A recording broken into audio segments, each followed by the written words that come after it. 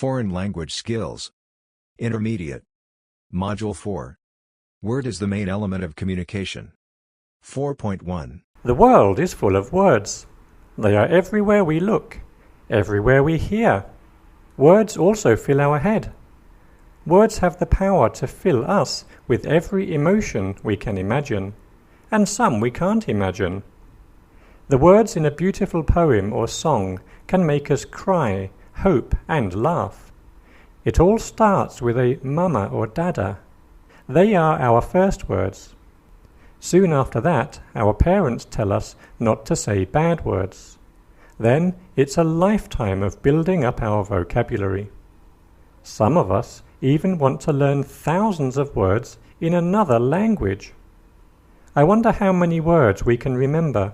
Thousands and thousands. But sometimes you don't need many. If someone says, "I want a few words with you," I get worried. 4.2.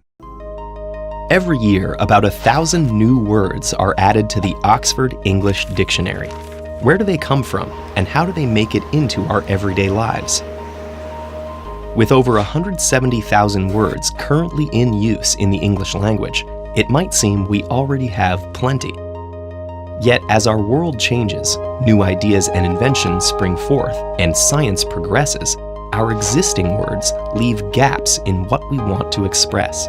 And we fill those gaps in several ingenious, practical, and occasionally peculiar ways. One way is to absorb a word from another language. English has borrowed so many words over its history that nearly half of its vocabulary comes directly from other languages. Sometimes this is simply because the thing the word describes was borrowed itself.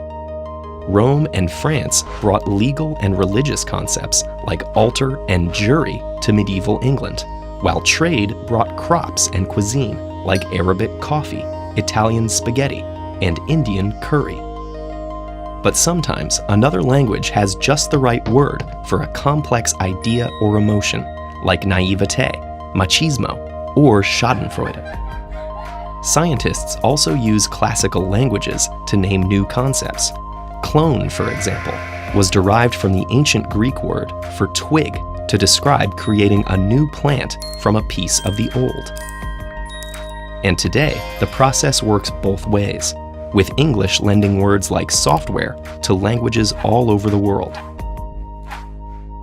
Another popular way to fill a vocabulary gap is by combining existing words that each convey part of the new concept. This can be done by combining two whole words into a compound word, like airport or starfish, or by clipping and blending parts of words together, like spork, brunch, or internet. And unlike borrowings from other languages, these can often be understood the first time you hear them. 4.3. We're in the rainforest biome of the Eden Project in Cornwall, and I'm standing next to a Titan arum in full bloom. The Titan arum is the world's largest inflorescence. This is basically a whole bunch of flowers working as one. This one is standing at 1 meter 83 centimeters tall, but we have had them up to 2 meters 90. Scientifically known as Amorphophallus titanum and commonly known as the corpse flower, these huge flowering structures send their overpowering stench of decay throughout the rainforest, where they attract things like carrion beetles and sweat flies, all looking for somewhere to lay their eggs. Titan arums are thermogenic. That means they can raise their own temperature by up to and over 10 degrees centigrade.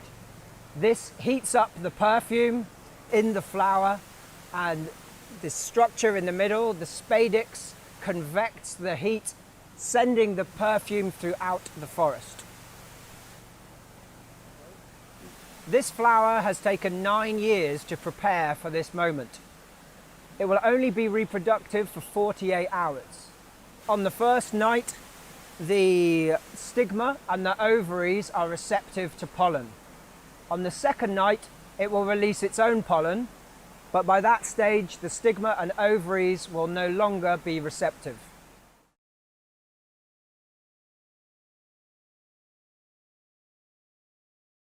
(4.4) Can you imagine a party where every movement from the slightest gesture to walking across the room and every visual detail from furniture to hemline length were governed by a complex system of rules and procedures? For centuries, such rituals were commonplace for European nobility, and while they've gone out of fashion, we'd recognize the components under a familiar label: ballet. Ballet, from Italian balletto or little dance, originated in Renaissance Italy as a combination of social dance and choreographed display at aristocratic gatherings. In many aspects, it was a way of controlling people in court with acceptable forms of behavior, such as the manner in which people stepped, bowed, or took someone's hand. It also involved rules governing everything from attire to where one could walk or sit in relation to the king. Over time, the study of ballet became a central element of court life, and proper grasp of the etiquette could make or break one's success as a courtier. Many of these court gestures can still be seen in modern ballet techniques. Ballet was brought to France in the 16th century by Catherine de' Medici, the Italian wife of King Henry II. As celebrations became more lavish, so did the dance, with dancing masters teaching elaborate steps to young nobles and story elements providing a unifying theme. The focus shifted from participation to performance, and the form acquired more theatrical trappings, such as professionally designed sets and a slightly raised platform or stage with curtains and wings. But it was in the 17th century court of Louis XIV that ballet was refined into the art we know today. Louis himself had been trained in ballet from childhood. His early role as the sun god Apollo at age 15 cemented the central role ballet would play during his reign. It also earned him the title of Sun King, with his splendid golden costume and choreography that promoted the idea of the king as a divinely ordained ruler. 4.5 So a sandwich, food between two slices of bread. It's the most common lunchtime food in England. Fun fact though, I don't really like bread. It's not that I don't like it, I just don't see the point in it. I feel like sandwiches, the bread dilutes the flavour of the filling. So yeah, just give me the filling. Yeah.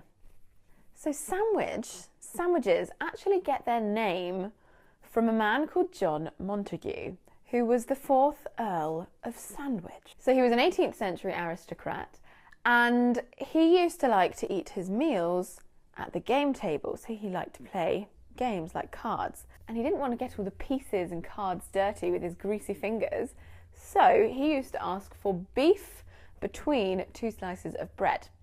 And it caught on with his friends. They used to say, you know, I'll have what Sandwich is having. I'll have a Duke sandwich. And in the end, it got shortened down to just sandwich, and it's the food that we know and love today. Or most of us know and love. I just know it, don't love it.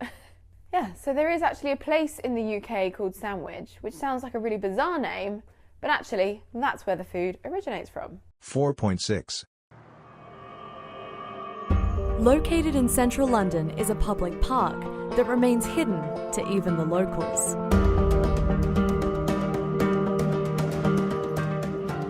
The medieval-styled church of St Dunstan in the east was built in around 1100 and has had a long 900-year-old history. In 1666, it was rebuilt after being damaged in the Great Fire of London. Then, during World War II, a direct hit during the London Blitz destroyed a majority of the structure, leaving behind only the north and south walls and steeple. Instead of rebuilding once again, the City of London decided to turn the remains of St Dunstan in the east into the public garden, which is accessible today, if you know where to look. Tucked away from the main road, the garden is situated between the Tower of London and London Bridge. The green ivy-covered walls, trees and flowers offer an enchanting escape from the city and serve as a reminder of London's history. 4.7 Did you know coffee has been around for over 11 centuries and is currently the most widely consumed beverage in the world after water? More than 400 billion cups are drunk every year around the world. That's 15,000 every second. That a simple beverage could be so loved is a wonder. Okay, where did it all start? It all started with a curious goat. At least that's what the legends say. In the 9th century, an Ethiopian goat herder drank a concoction made from the coffee beans after seeing his goats eating them and getting energetic. As the preparation method of coffee improved, its popularity spread through coffee houses around the world and then into homes to become a very important part of people's lives.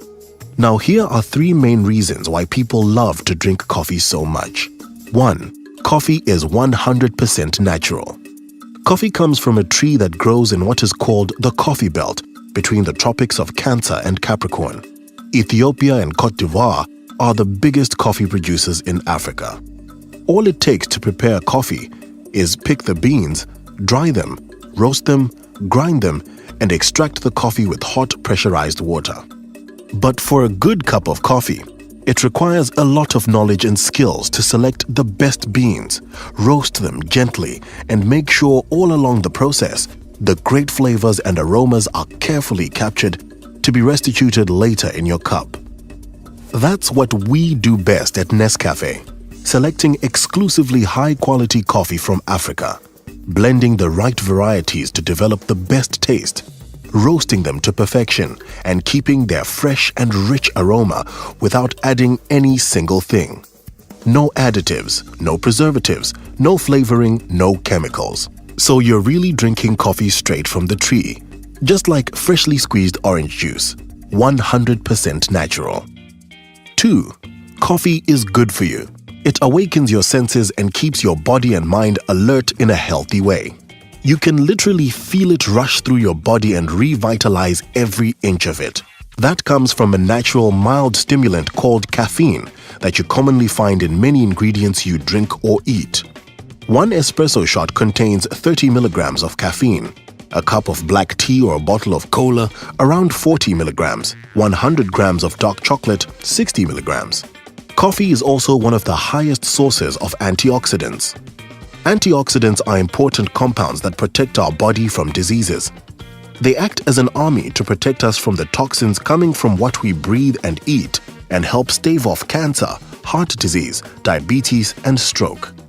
That's maybe why we say a cup a day may keep the doctor away. 3.